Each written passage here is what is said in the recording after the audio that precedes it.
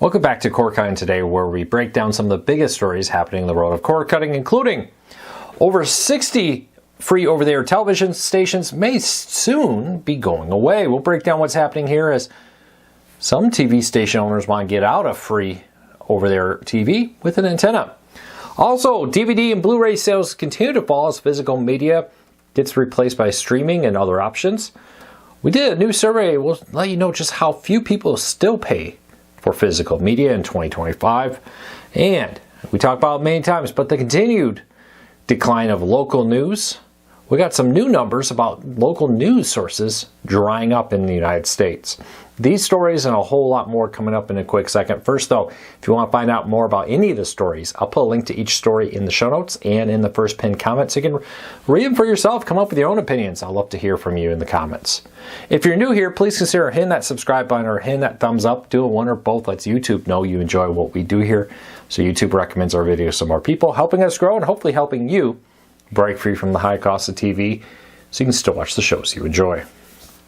With that said, let's dive into it. Now, the owner of over 60 free local TV stations, which includes many popular networks like Cozy and MTV, and especially smaller markets, is asking the FCC to allow them to shut down the free over-the-air broadcast and replace them with 5G broadcast. Now, this was first spotted by Policy Board. It was an FCC filing late last week with this, ahead of the NAB show happening later now this month. Now, with this, a broadcast company called H2C Broadcast Holdings, LLC, which owns a number of low-power television stations across the country, everything from QVC to MeTV and Cozy and other similar networks being broadcast. They want to shut down their low-power TV signals and move over to 5G broadcasting. Now, with this, your phone will be able to get free over-the-air television and tablets and other similar devices. A lot of critics have argued, well, why do people want that when a lot of that's available just streaming online for free? Though not all of it. Not MeTV, for example, free on your phone. The downside is many televisions won't support that. You'll lose access to it on your television, and they could paywall all this content with this. Now, they argue that the unique nature of 5G devices makes it easy for this to be rolled out, ending the need for traditional ATSC broadcast, which you get through traditional antenna to your TV. We'll have to keep a very close eye on this. It's a growing trend. You know, do we go to ATSC 3.0? That has not gone well. There's another one. Do we move over to 5G? There's a lot of potential benefits with 5G. You can put chips in all kinds of devices to get free over-the-air television in the car, on the train, at home. But the problem with it, like with ATSC 3.0, is I don't know if any TVs, correct me if I'm wrong, somebody leave me a comment, that support it. Well, some phones and some tablets may have it, and you may get it on many more devices. For now, though, that's not a widely ranged thing. Now, the FCC has the ability to veto this. Current rules force them to have at least one SD standard broadcast on these low-power TV stations. Also, many of these TV stations are in low, more rural areas, I should say.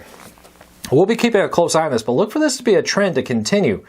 That not just this HC2 Broadcast Holdings wants to do this. I've heard other broadcasters are carefully monitoring this situation, as ATSC 3.0 may not be where they want to move to with the current trends. All right, next story up. The slow death of DVDs and Blu-rays. Now, a few years ago, Best Buy announced they were stopping selling physical media for the most part. Pretty much their entire DVD sections and Blu-ray sections are gone. Music and all that too, greatly reduced at best with it. But now we surveyed over 1,900 of you and asked you if you still buy physical media. And only 28.3% of you say you still buy it. Now, that includes people who say they buy physical media and stream with that. The vast majority of people said they no longer buy physical media anymore. And I'll be honest, it's been a while since I bought physical media. You let me know, when's the last time you did? But it breaks down, 18% of this, just over 18% of the survey said they only buy physical media. Actually, that was higher than I expected with that. 9.5%, or excuse me, 9.5% say they exclusively only buy physical media. Apologize. I read that backwards quick, dyslexia moment. 18.8% said they buy physical media and they also stream content. 9.5% still surprises me. Still think that's very high. Leave me a comment, let me know what you think. But 28.3% still buy physical media. I still think physical media is a great place, has a great lineup of content, but increasingly a lot of big name titles, especially TV shows, are no longer coming out on DVD and Blu-ray like they once did. Not completely lost passion, as many still do, but the idea that pretty much every major movie or television show will be available on physical media is becoming a thing of the past. Leave me a comment, let me know how often you do buy it. All right. We talk a lot about local news. You know, it's a personal passion of mine, the decline of news availability. Now, there's a new survey out there that we spotted thanks to the Wall Street Journal that says every week last year, about 2.5 newspapers shut down every week on average. So at least 2 newspapers every week are going out of business. There still are quite a few small newspapers across the country, but they're drying up quick.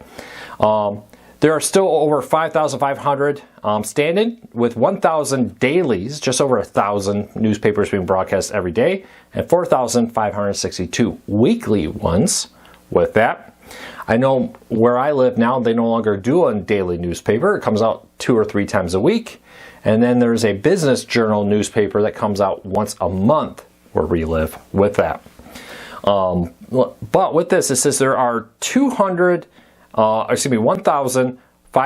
counties that rely on just one local news outlet, often skeleton ghost newspaper, recycling content from other locations, republishing it as a local newspaper.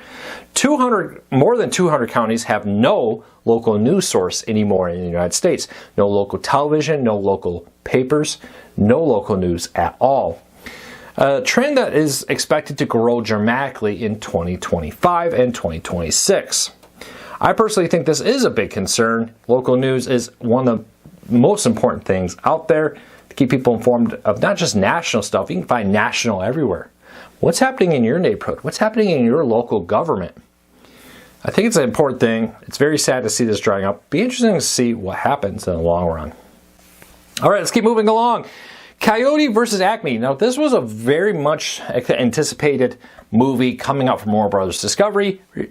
Completely shot. Warner Bros. Discovery looked at it and said, nah, pass. And they took a write-off on their taxes and decided not to release it, that it was more valuable to them as a tax write-off, as a complete loss, than it was to release it. A lot of people speculate, was it that bad? Or was Warner Bros. Discovery just figuring with the decline of the movie industry in the post-2020 world, that just wasn't worth releasing it? Well, now they struck a deal with Ketchup Entertainment to release it. Now, this the deal is reportedly valued around $50 million and will have it brought to movie theaters now in 2026, thanks to Ketchup Media. Striking a deal for that. We'll have to get my hands on this. I'm very interested. Was it just a tax maneuver on this, or was the movie really that bad? I've heard from several people that there is more than one time a movie's pretty much been completely made and executives have looked at it and just said, this did not work, is going to hurt our reputation, it's best not to release it. Now, those are fewer and far between nowadays because increasingly the controls over movies are becoming much tighter and they're streaming, right? A lot of people say, well, I won't put it in movie theaters, but why don't we just dump that on Netflix or dump that on another streaming service with it? Keep an eye on it, 2026. No exact release date yet, but we'll be watching it closely. Next up, Amazon Prime Video has settled a patent dispute with Nokia. Now, this was over in Germany. A couple years ago, Nokia sued, saying that some of the technology used in Amazon Prime Video infringed on their patents related to streaming. And if I read it correctly, video recommendations with this. This is the 4th major streaming service that they've struck a deal with. This came as Amazon was facing potential injunctions in Germany that could have prevented them from releasing it, forcing Amazon to strike a deal with Nokia to license this technology and avoid it. Increasingly, a lot of companies are digging through their patent files to try to find content related to streaming that they think they can make patent claims on and win and raise money that way. Now Nokia has joined that one, And this comes after Nokia struck a deal with Huawei a year ago after a similar German injunction.